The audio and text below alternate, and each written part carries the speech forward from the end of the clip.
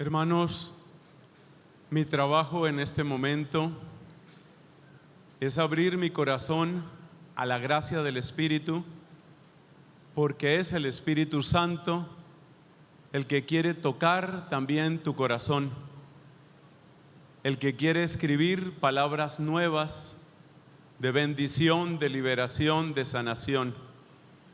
Hagamos una pausa entonces, pidamos ese don del Espíritu Santo para que yo pueda hablar como le agrada a Dios y mis palabras puedan servir para tu vida en Cristo.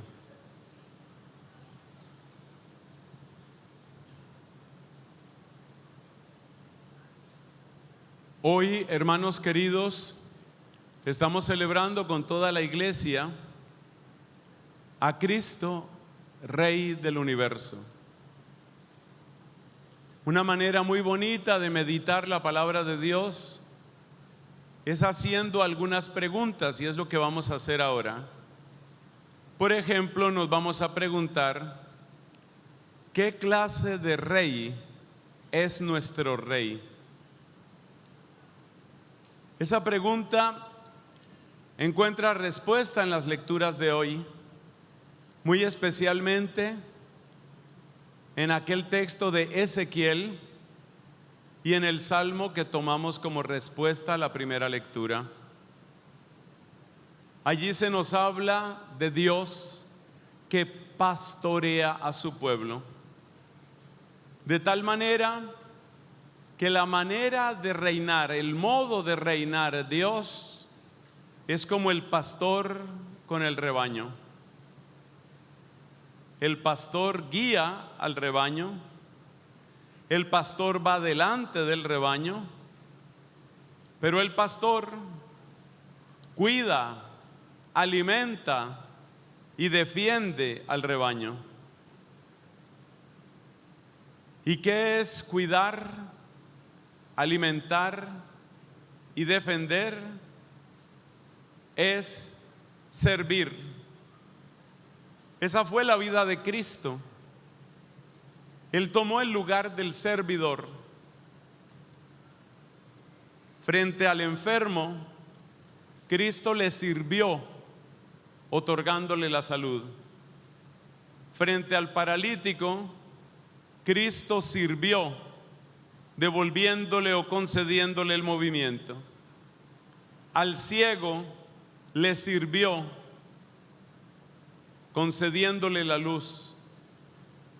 Al pecador le sirvió, reconciliándolo con el Padre Celestial. Y así encontramos una verdad muy bella. Nuestro Rey, el gran Rey, es el gran servidor.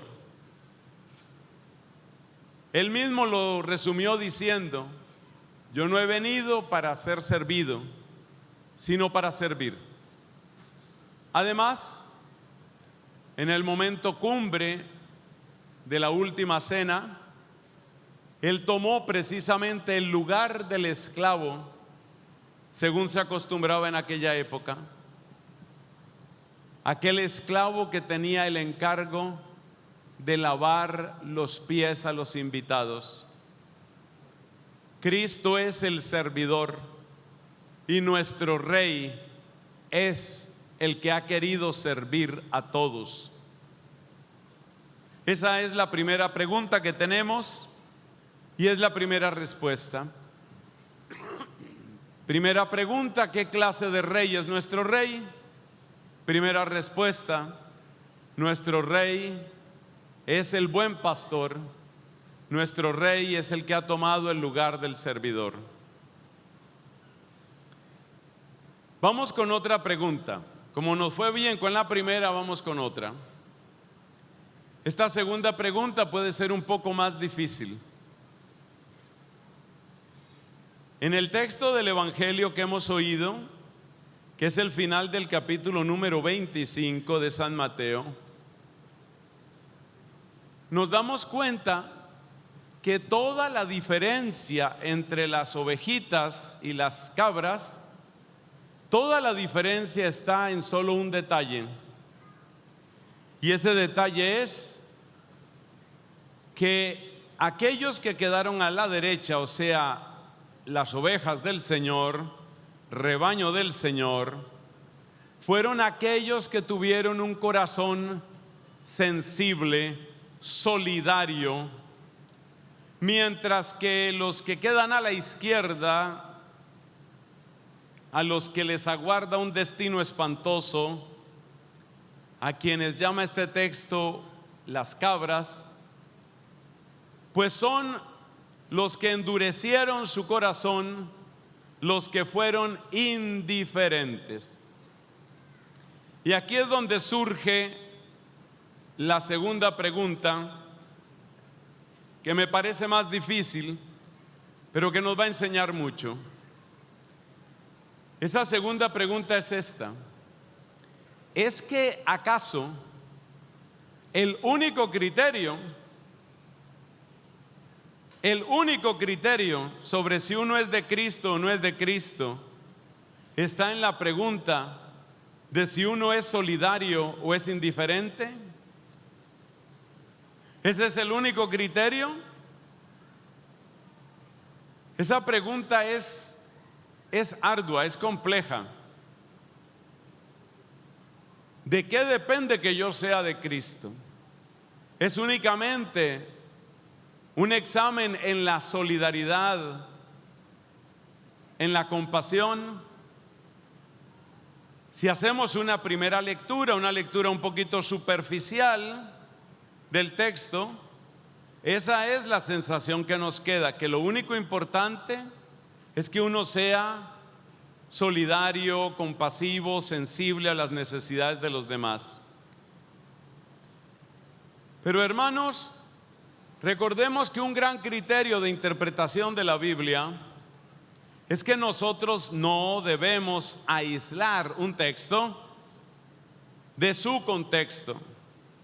No debemos aislar este pasaje y convertirlo como en una especie de absoluto.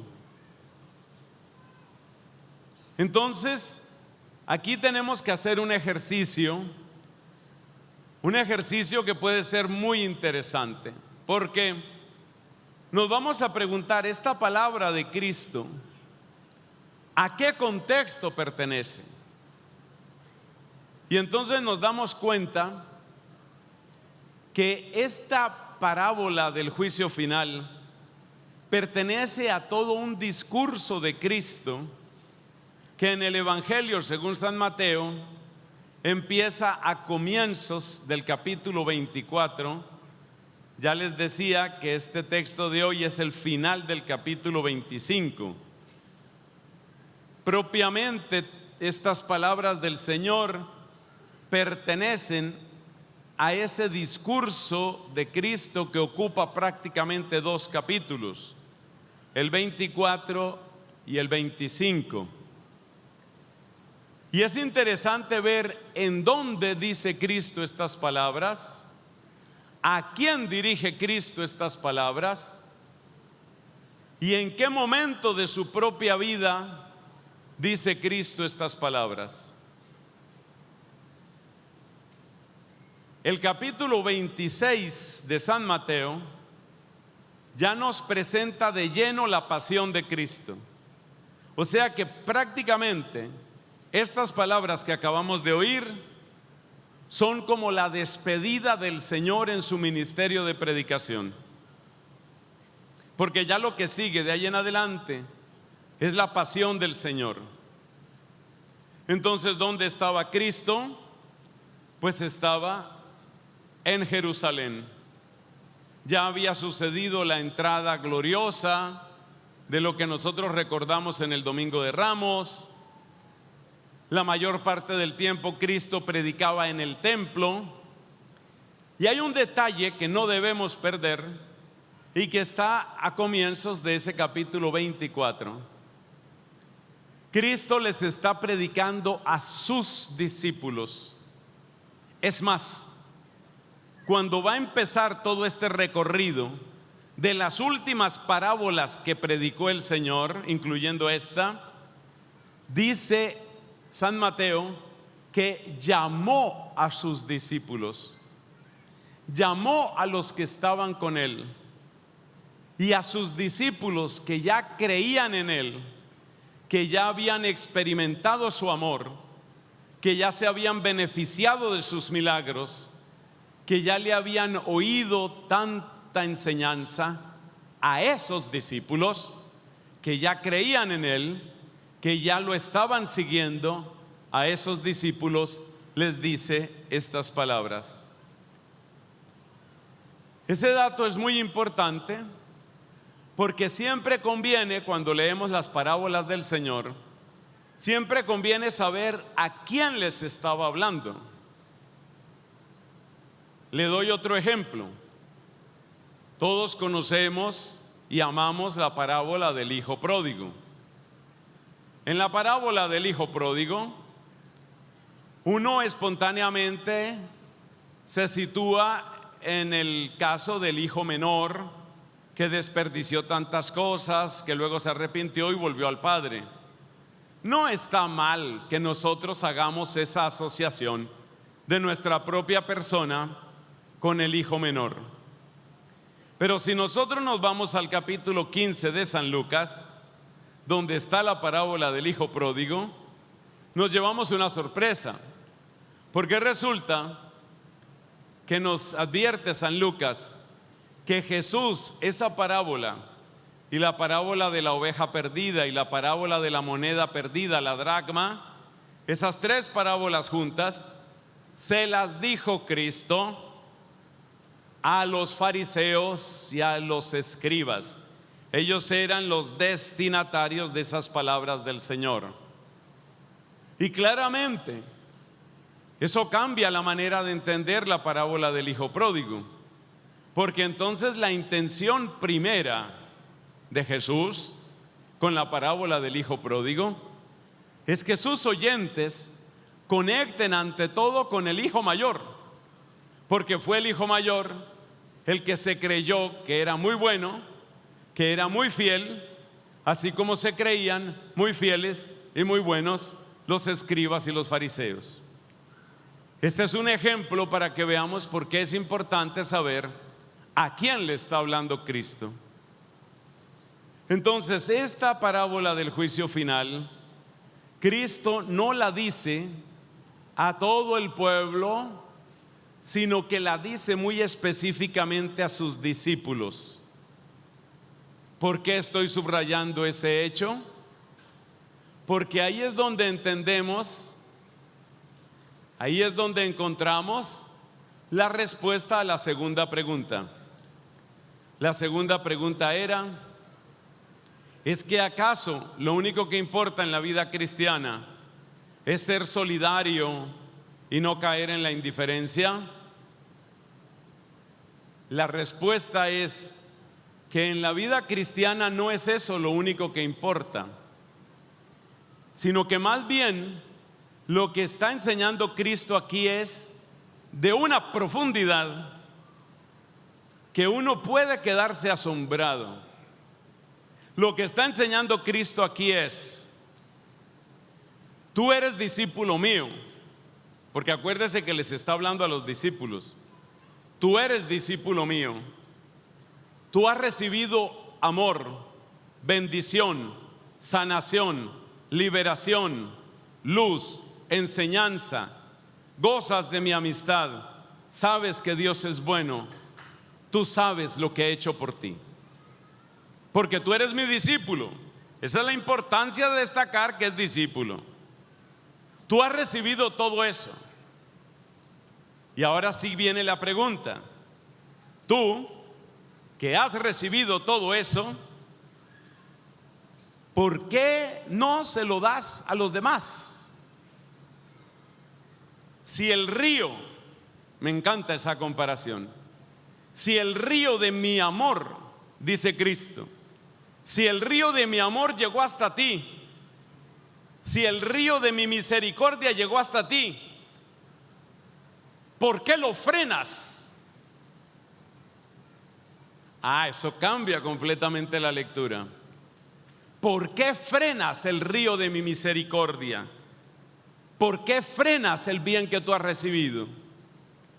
Si ha llegado a ti el torrente de mi amor, de mi paciencia, de mi bondad, sin que tú lo merezcas, sin que tú pudieras comprarlo. Porque aquí hay que recordar lo que dice Romanos capítulo 8. La prueba de que Dios nos ama es que siendo nosotros todavía pecadores, entregó a su Hijo por nosotros. Es decir, que Cristo el Señor, me ha dado su amor sin que yo lo merezca y sin que yo lo pueda pagar. ¿Quién puede decir esas palabras? El que es discípulo del Señor. Pero por eso te dije que era tan importante darse cuenta a quién le está hablando Cristo. Lo que Cristo está diciendo aquí no es una especie de código penal para el conjunto de la humanidad.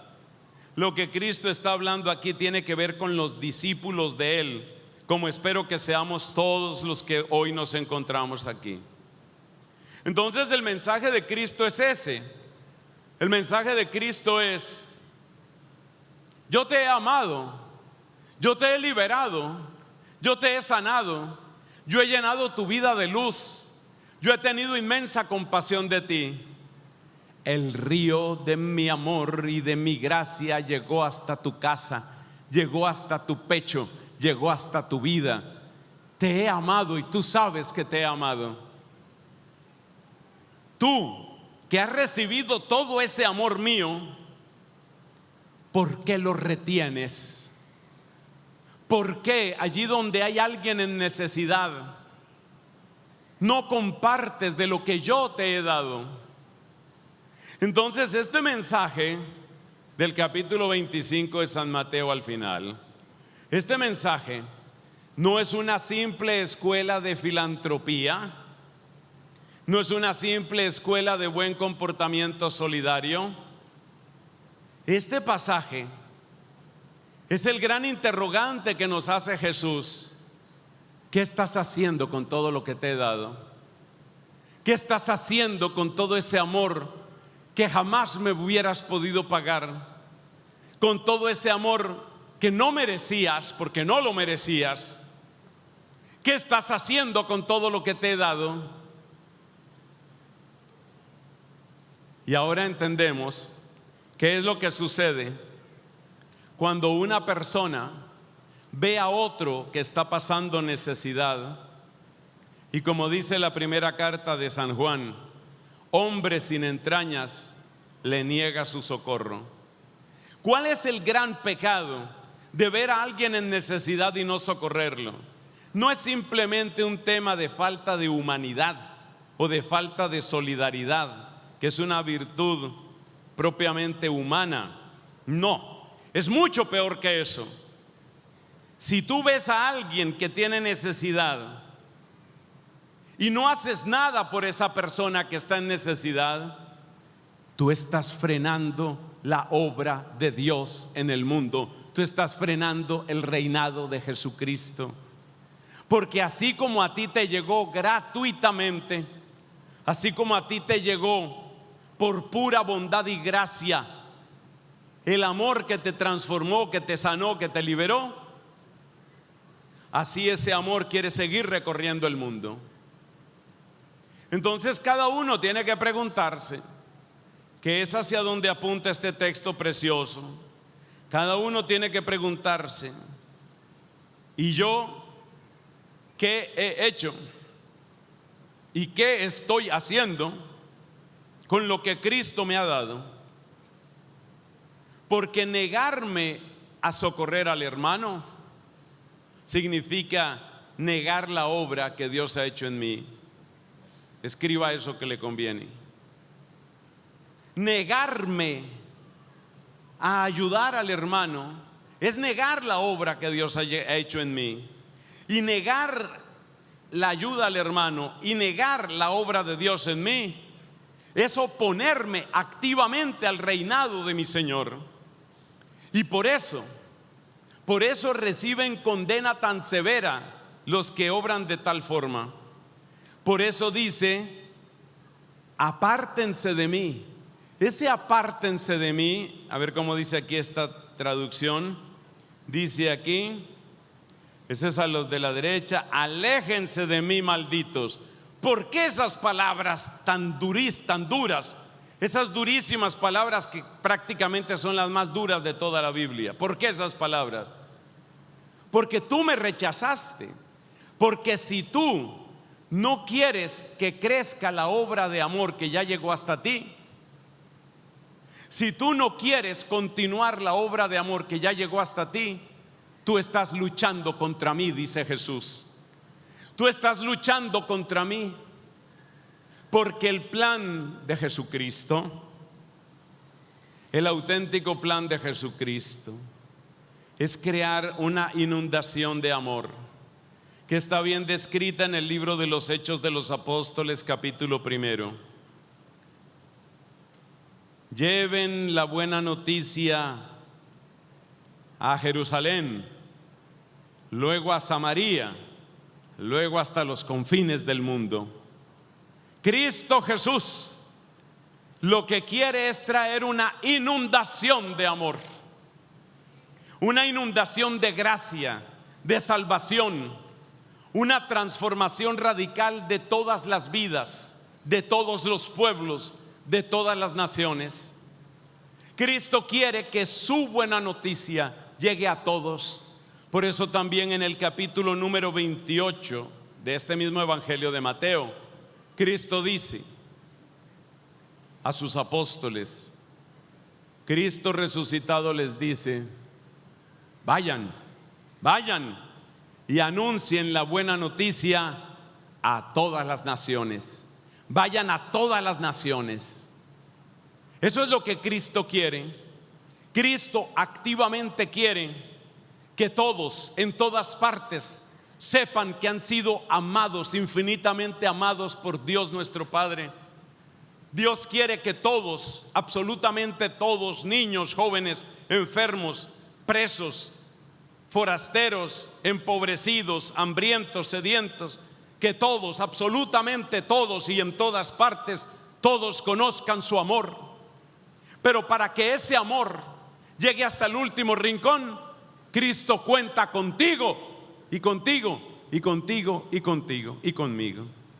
Cristo cuenta contigo.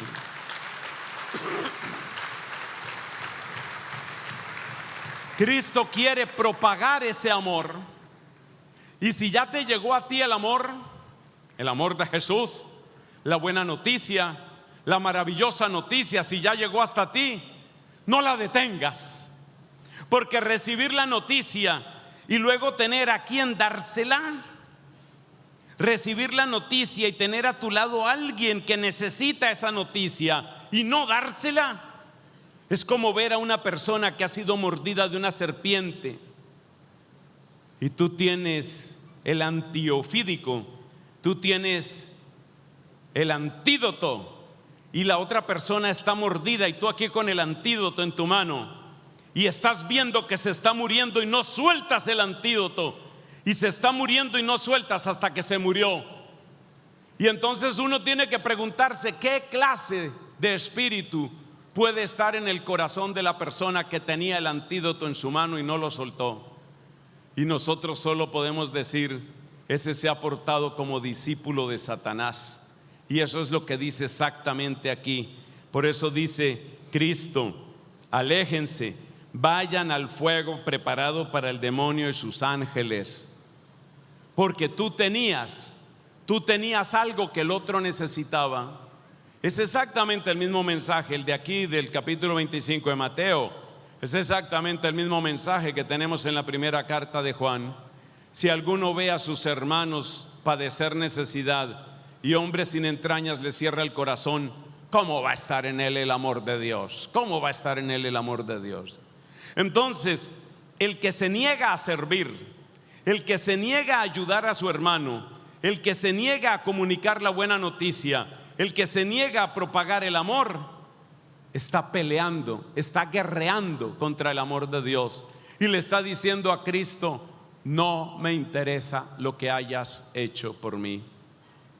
Y el que le dice a Cristo, no me interesa lo que hayas hecho por mí, solo puede esperar que Cristo le diga, entonces vete.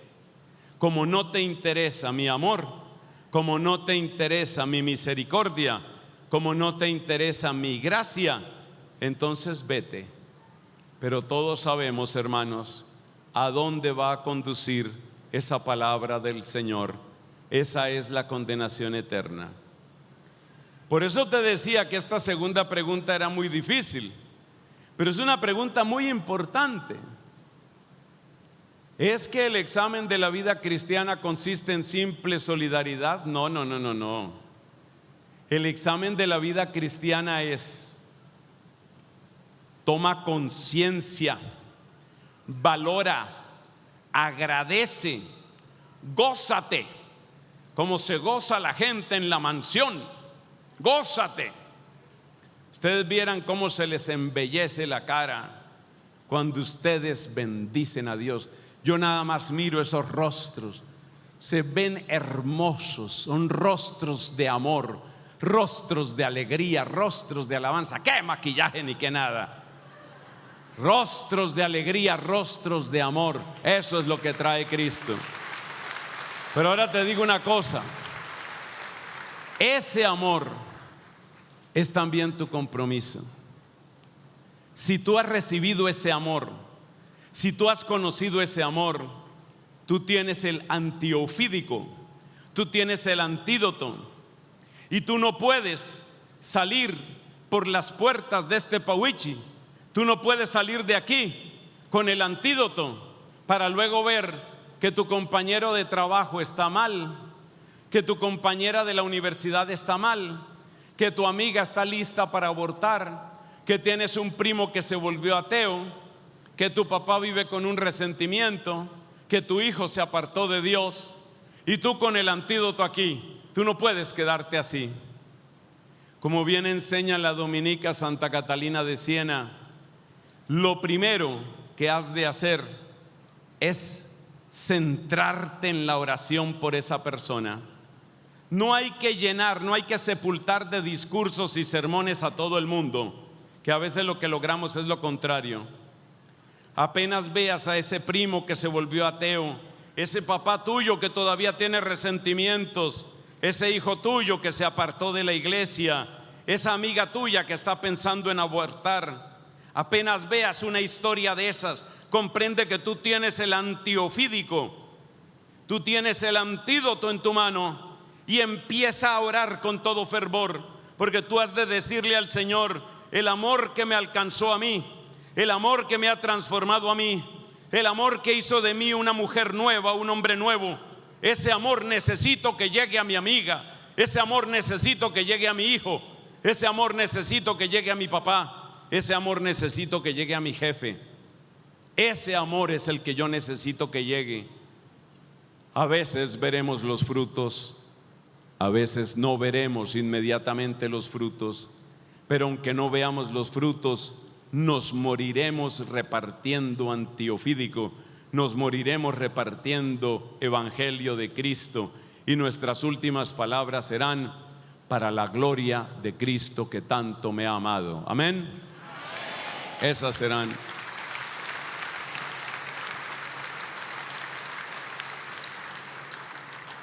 Algunos ingenuamente creen que la homilía ya acabó. No, Señor. Nos falta la tercera y última pregunta. Hay más, pero por hoy dejemos tres. La primera pregunta era: ¿qué clase de rey es Cristo? Y Él es mi rey porque Él es mi pastor. Y si es mi pastor, nada me falta. Oiga, qué salmo tan bonito ese que nos pusieron a cantar. Qué cosa tan bella. Él es mi pastor, nada me faltará.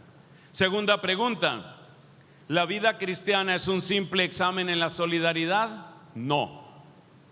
Es más bien un examen en qué estoy haciendo con lo que yo he recibido.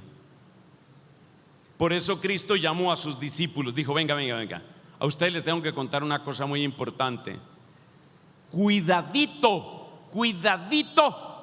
con guardarse lo que yo les he dado.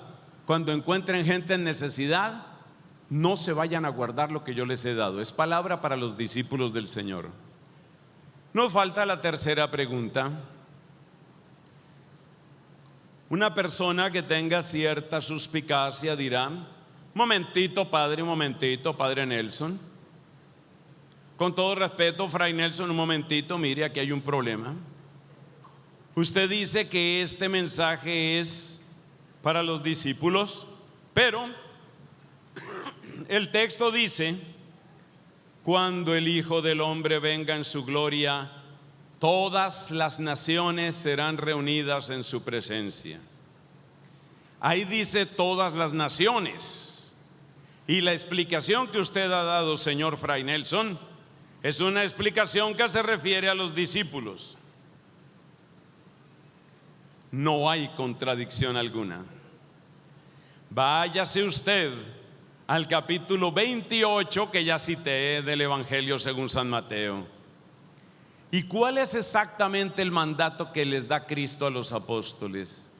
Literalmente lo que dice es: vayan y hagan que todas las naciones sean mis discípulos. Eso me encanta.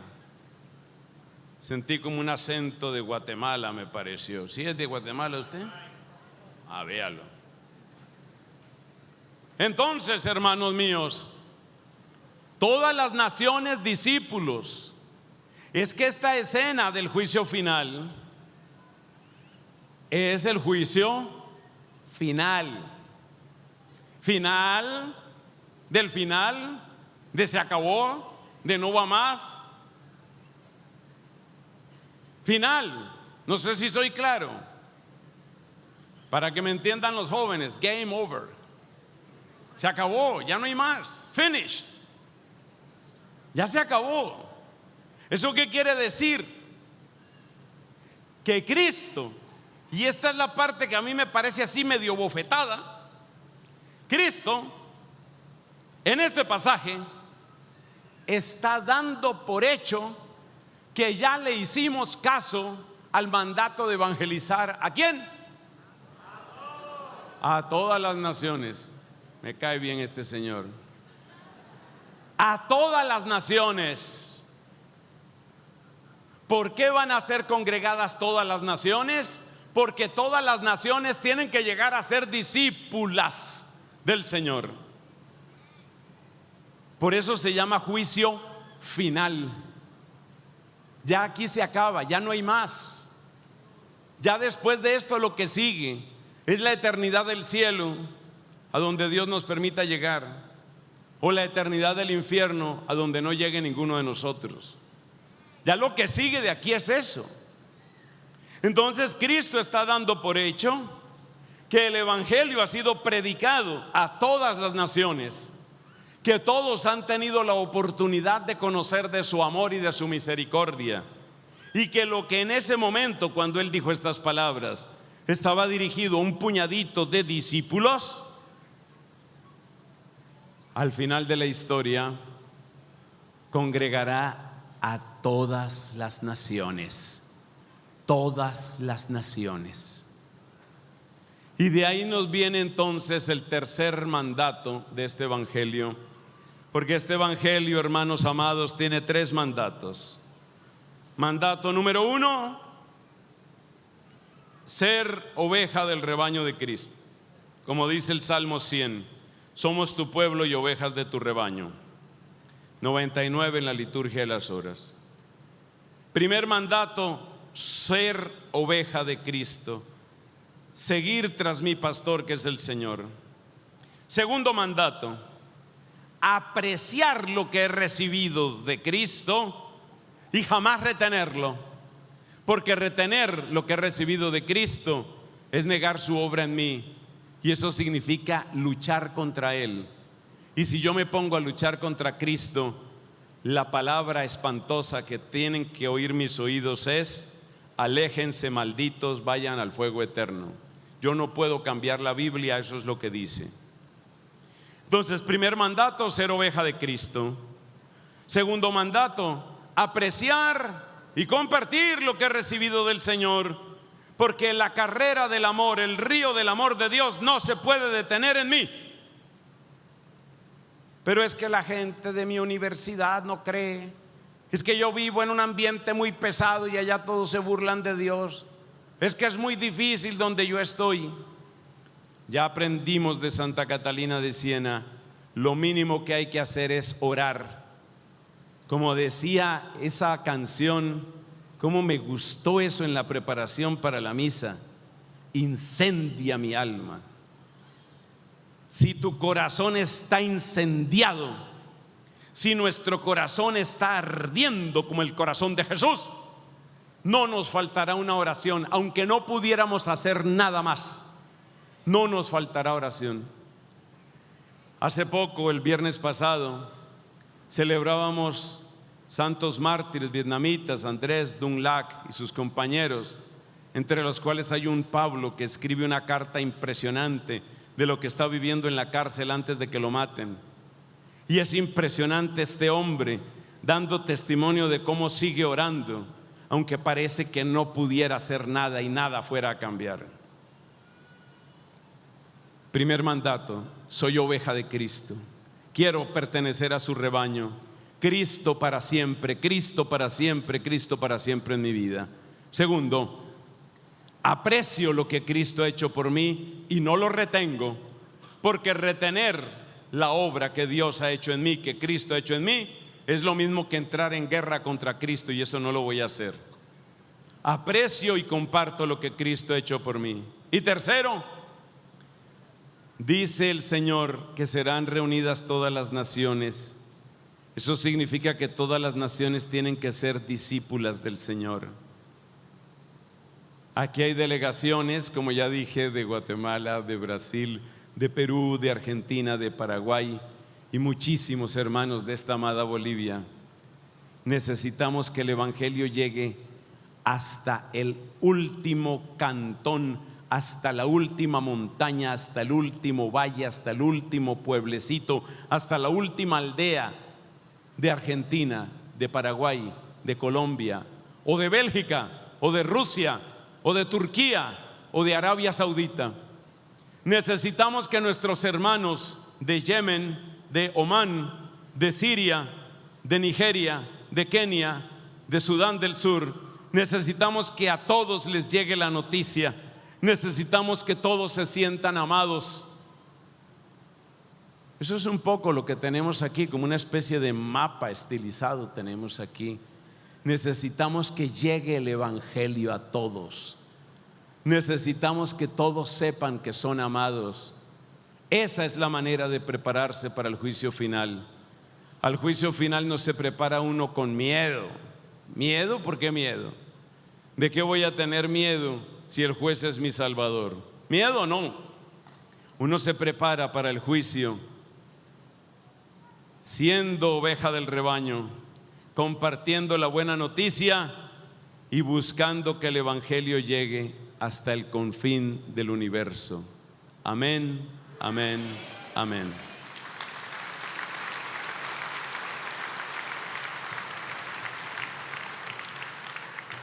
Pongámonos de pies, por favor, y renovemos nuestra fe. ¿Creen en Dios Padre Todopoderoso, Creador del cielo y de la tierra? Sí. ¿Creen en Jesucristo? Mire este Cristo.